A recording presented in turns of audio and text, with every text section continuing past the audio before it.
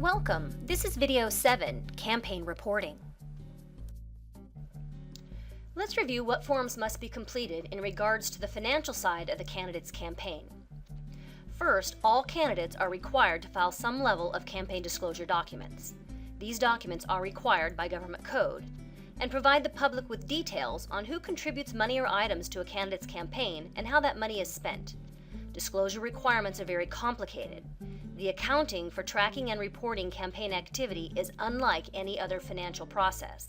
Candidates and treasurers are encouraged to thoroughly read available resources. The candidate's best resource for instruction is the Campaign Disclosure Manual 2, Information for Local Candidates. This document is prepared and published by the Fair Political Practices Commission and has been made available to all candidates. Let's review and start with the Candidate Intention Statement Form 501. All candidates must file a Form 501 prior to soliciting or receiving contributions or making expenditures from personal funds. There is one exception. That exception is the personal funds spent on the candidate statement submitted with the nomination documents. The Form 501 is the first form filed by a candidate and lets the city clerk and public know that the person intends to run for public office. The form is filed with the city clerk. For instructions on how to complete the form, refer to page 4-2 of Campaign Manual 2. Note that this form must be prepared electronically using the PDF fillable form. Let's look at the Candidate Campaign Statement Short Form 470 and 470S, S standing for Supplement.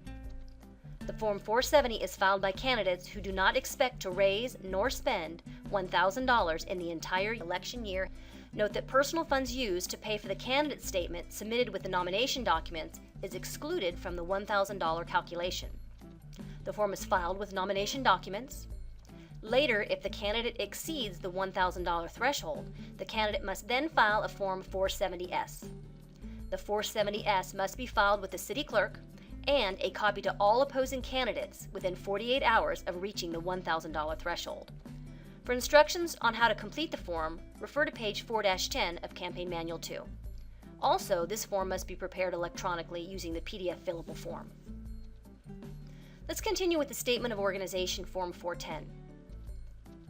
If the candidate receives contributions at or over $1,000, the candidate must form a recipient committee. The form must be filed with the Secretary of State's office within 10 days of reaching the $1,000 threshold. It is recommended that the candidate take an original and 2 copies of the form to the Secretary of State. Wait and ask for the committee ID number. Write that number on the 2 copies, then file one with the city clerk and keep the other.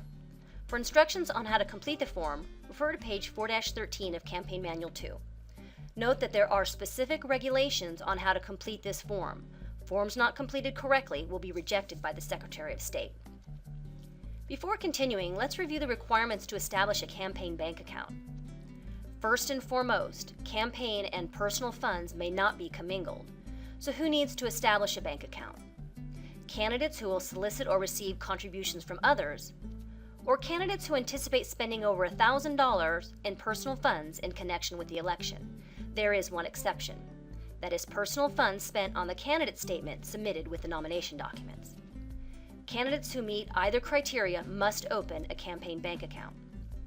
All contributions and expenditures associated with the campaign must flow through this account. For information on bank accounts, refer to page 1-1 of Campaign Manual 2. Now, once the candidate has formed a committee by filing a Statement of Organization Form 410, the candidate must file the Recipient Committee Campaign Statement Form 460 at the next established filing deadline, and continue filing statements until the committee is terminated. In addition to paper filings, statements must be prepared and submitted electronically. The City of Sacramento has a free electronic filing system for use by candidates. Instructions on how to use and access the system will be provided to the candidate after submission of the Form 410. And finally, let's take a look at the filing deadlines and periods covered. If the candidate intends to file a Form 470, the following does not apply. For organized committees, there are 4 statements due during the last 6 months of the election year: the semi-annual statement, the first pre-election statement, the second pre-election statement, and another semi-annual statement. The periods covered are as follows. For detailed instructions and illustrations, refer to the Candidate Instructional Guide. This ends the campaign reporting video in the informational series. For the next set of instructions, watch video 8, Campaign Finance and Local Campaign Regulations.